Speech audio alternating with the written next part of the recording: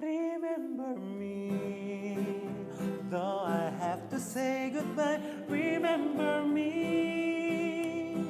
don't let it make you cry forever. Tinggi. Turun. Saya Charles, Saya Joe.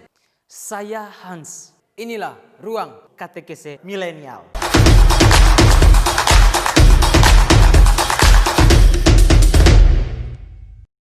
Halo guys, hari ini kita akan belajar tentang All Souls Day.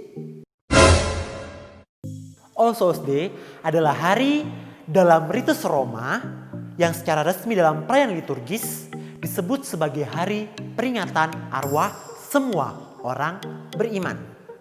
Singkatnya sih bisa disebut sebagai hari arwah yang biasanya dirayakan oleh gereja setiap tahun pada tanggal 2 November, yakni sehari setelah gereja merayakan Hari Raya Semua Orang Kudus.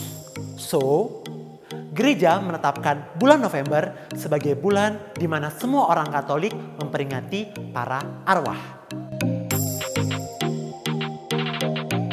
Sebagai umat beriman Katolik, kita mengimani bahwa kematian berarti berpindah ke hidup yang kekal.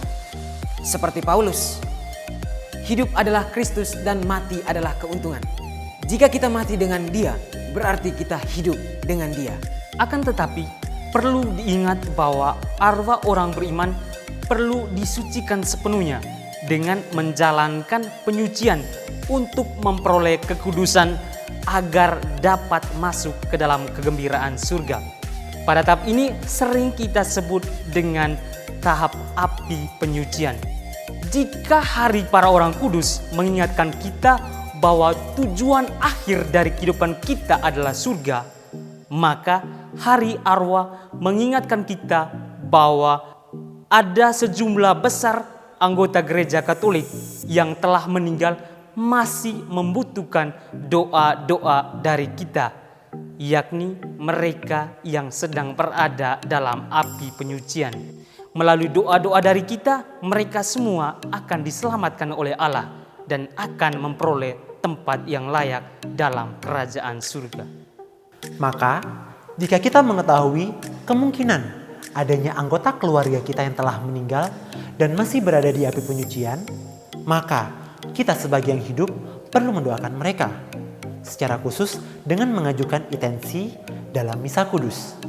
Seperti yang tertulis dalam 2 Makabe, kita berdoa bagi orang yang sudah meninggal agar mereka dibebaskan dari dosa-dosa mereka.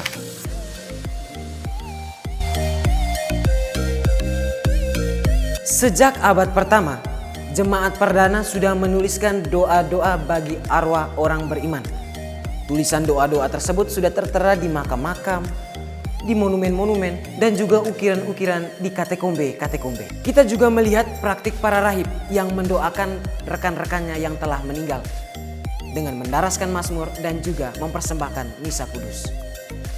Di abad ke-6, komunitas Benediktin memperingati jiwa-jiwa arwah yang telah meninggal pada perayaan Pentakosta. Perayaan Hari Arwah menjadi peringatan universal di bawah pengaruh Rahib Odilo dari Cluny tahun 998 ketika ia menetapkan perayaan tahunan di rumah-rumah Ordo Benediktin pada tanggal 2 November yang kemudian menyebar ke kalangan biara Carthusian. Akhirnya, Gereja Katolik juga menetapkan 2 November sebagai peringatan semua arwah orang beriman, seperti halnya Gereja Anglikan dan juga sebagian Gereja Lutheran. Di beberapa negara dan agama, contohnya di Meksiko, hari peringatan arwah disebut sebagai Dia de los Muertos. Kita ingat salah satu film animasi Disney yakni Coco yang pada awal tadi soundtracknya sempat sedikit kami nyanyikan.